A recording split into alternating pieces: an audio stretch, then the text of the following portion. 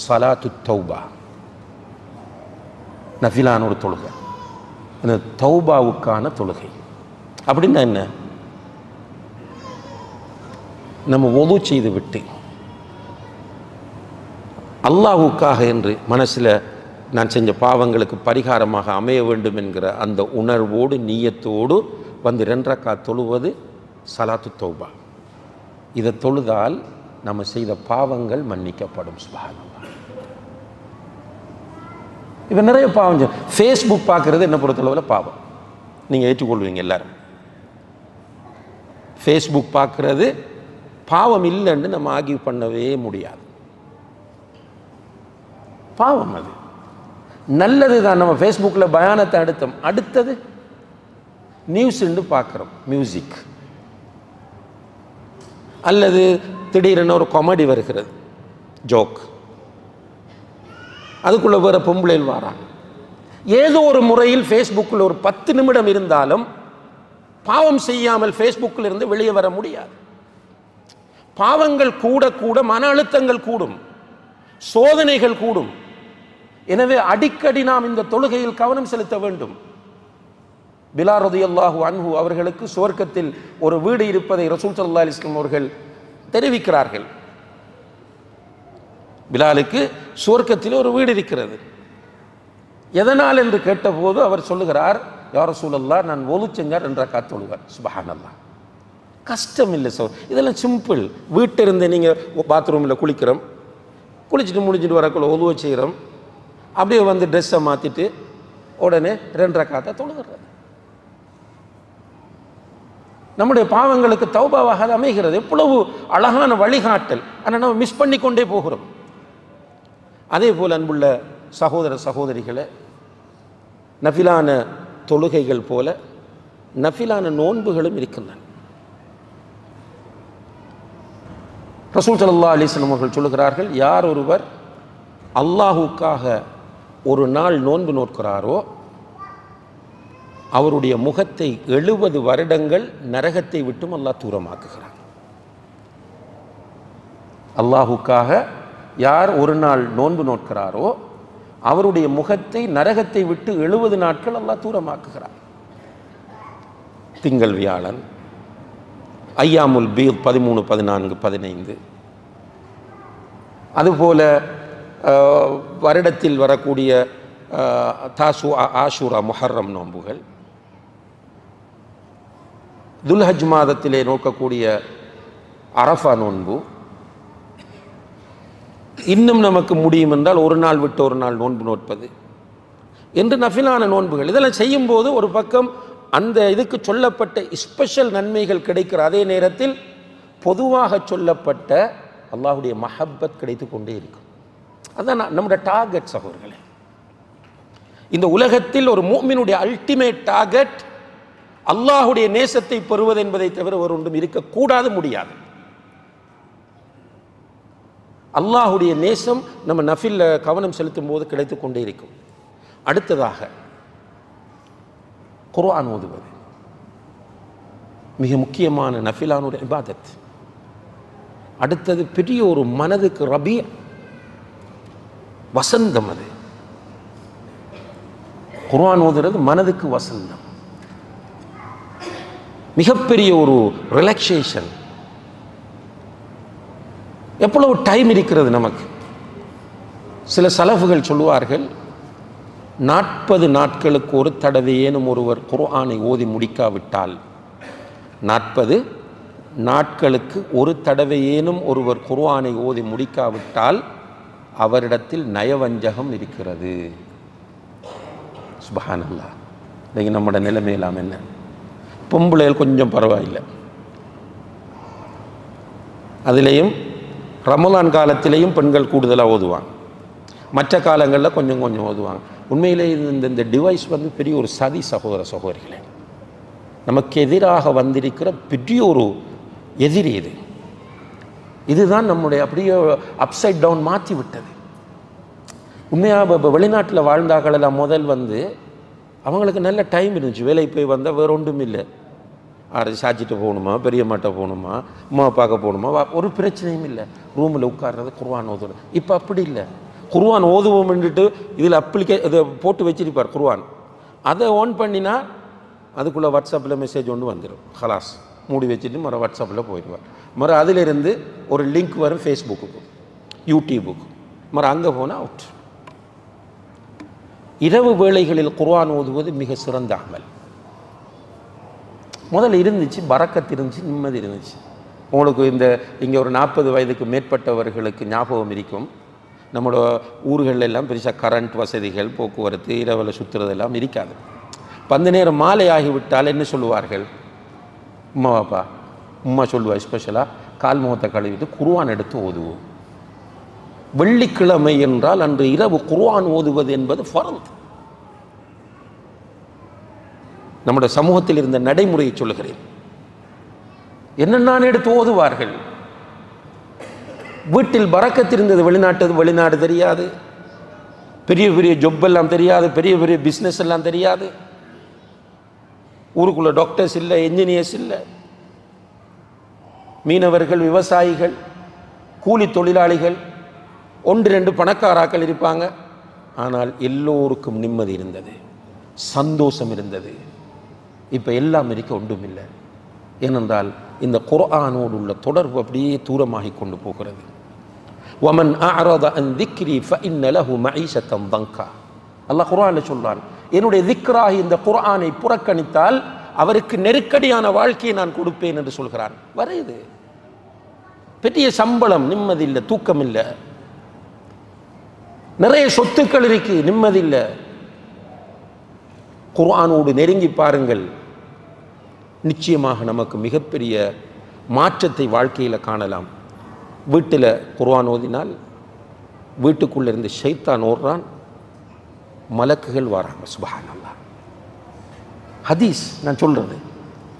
குர்ஆன் ஓதினம் என்றால் ஷைத்தான் வீட்டை விட்டு விரண்டோடுவான், மலக்குகள் இறங்குகிறார்கள்.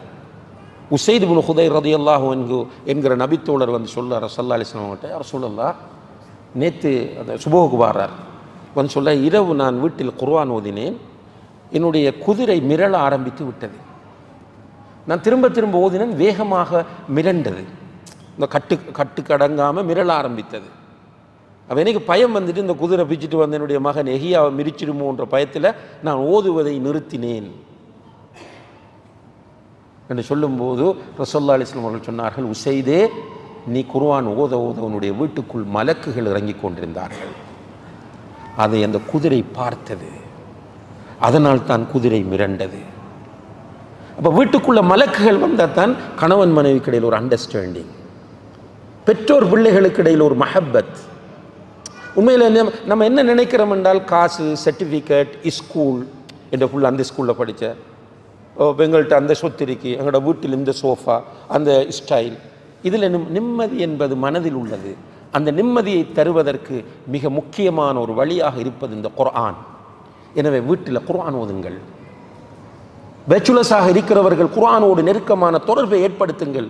ஒரு நாளைக்கு நீங்கள் ஒரு அரை மணித்தியாலம் இருந்தால், அன்புள்ள சகோதரர்களே, ஒரு 50 தொடக்கம் 100 வரை உள்ள வசனங்களை நீங்கள் ஓதலாம். இன்ஷா அல்லாஹ் அரை மணித்தியாலம் இருந்தால். ஒரு நாளைக்கு அரை மணித்தியாலம் ஏன் ஒதுக்கல? நமக்கு குர்ஆன் ஓதுவதற்கு, இந்த ஃபேஸ்புக் பார்க்கறதுக்கு, ஃபோன் பார்க்கறதுக்கு பல மணி நேரங்களை ஒதுக்கக்கூடிய நாம் நாளை மறுமையிலே மஹ்ஷரிலே அல்லாஹு தஆலா சூரியனை நம்முடைய தலைக்கு 1 மைலுக்கு அப்பால் கொண்டு வந்து நிறுத்துகிற போது அவனுடைய நீதிமன்றம் வந்துவிடும். அல்லாஹ் வருவான், நம்ம ஒவ்வொருவரையும் அழைத்து விசாரிப்பான். அந்த நேரத்தில் அல்லாஹ் கேட்கிற 4 முக்கியமான கேள்விகளில் ஒன்று, உன்னுடைய வாலிபத்தை எப்படி கழித்தாய், உன்னுடைய ஆயுளை எப்படி கழித்தாய். நம்ம பதில் சொல்லப்படாது அல்லாஹ் கிட்ட. யா அல்லாஹ், நான் குர்ஆன் ஓதுவேன், ஒவ்வொரு நாளும் அரை மணி நேரங்கள் நான் குர்ஆன் ஓதுகிற வழக்கத்தோடு இருந்தேன். ஓதி பாருங்க, ஃப்ளைட்டில் போகக்குள்ளே ஓதணும் போல இருக்கும்,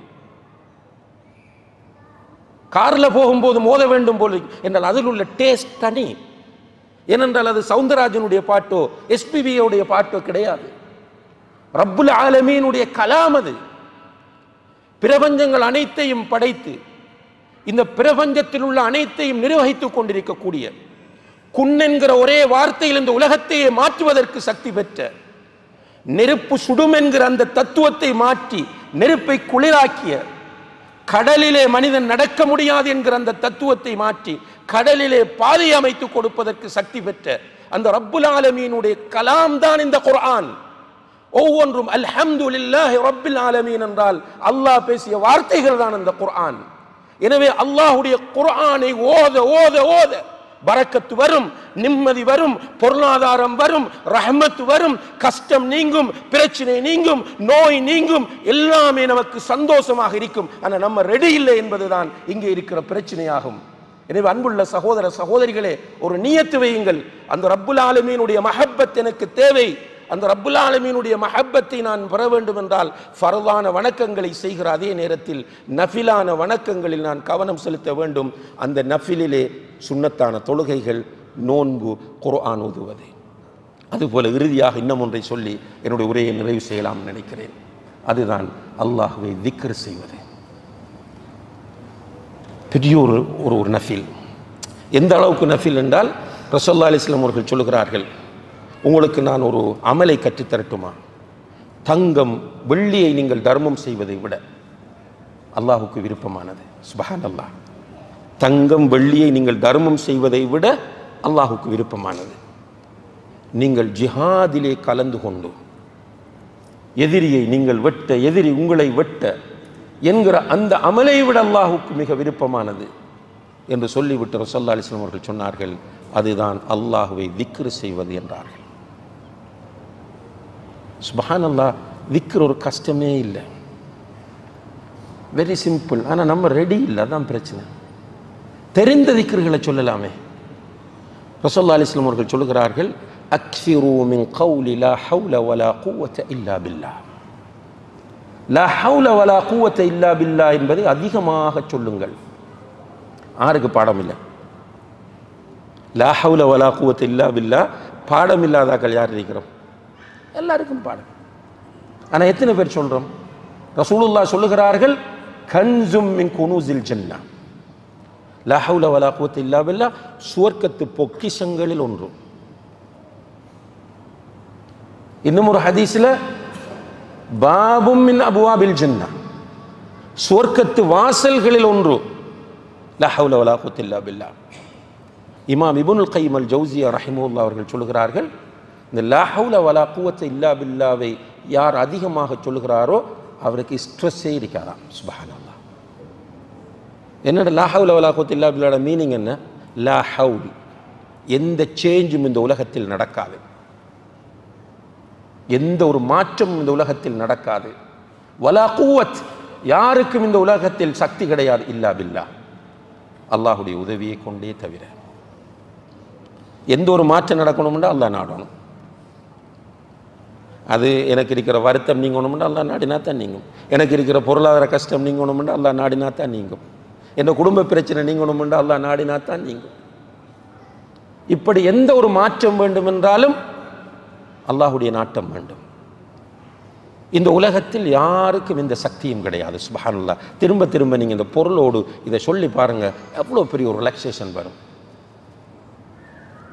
அதான் சொல்லாங்க இமாம் இப்னுல் கய்யிம் ஜௌஸியா, லா ஹவுல வலா குவத இல்லா பில்லாஹ் என்பது ஒரு மனிதன் அதிகமாக சொன்னால் அவனுடைய ஸ்ட்ரெஸ் எல்லாம் குறையும்.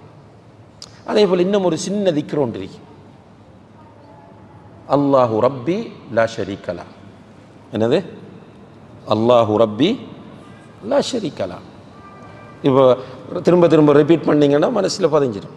அல்லாஹு ரப்பி லா ஷரீக லஹ். என்னுடைய ரப் அல்லாஹ் தான், அவனுக்கு எந்த துணையும் இணையும் கிடையாது.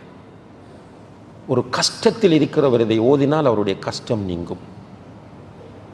பிரச்சனைகளுக்குள் இருக்கிறவர் இதை ஓதினால் அவருடைய பிரச்சனைகள் தீரும் என்று நபி ஸல்லல்லாஹு அலைஹி வஸல்லம் அவர்கள் சொல்கிறார்கள்.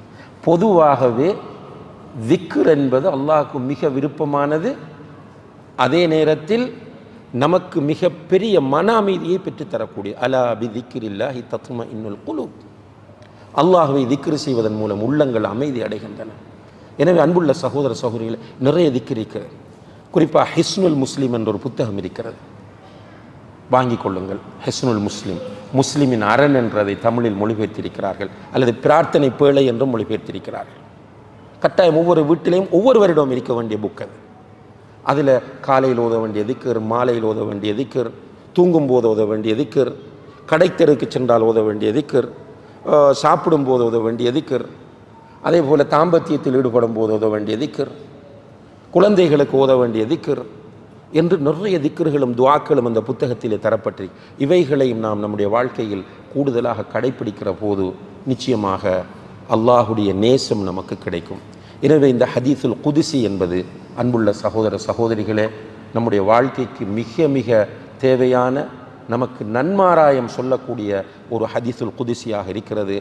யார் என்னுடைய நேசர்களை பகைத்து கொள்கிறார்களோ அவர்களை தண்டிப்பது, அவர்களுக்கு எதிராக யுத்த பிரகடனம் செய்வதனுடைய பொறுப்பு என்றெல்லாம் பொறுப்படுத்தியிருக்கிறான். அடியார்கள் ஃபர்தான வணக்கங்களின் மூலம் என்னை நெருங்கும் போது எனக்கு அது மிக பிடித்ததாக இருக்கிறது என்று சொல்கிறான்.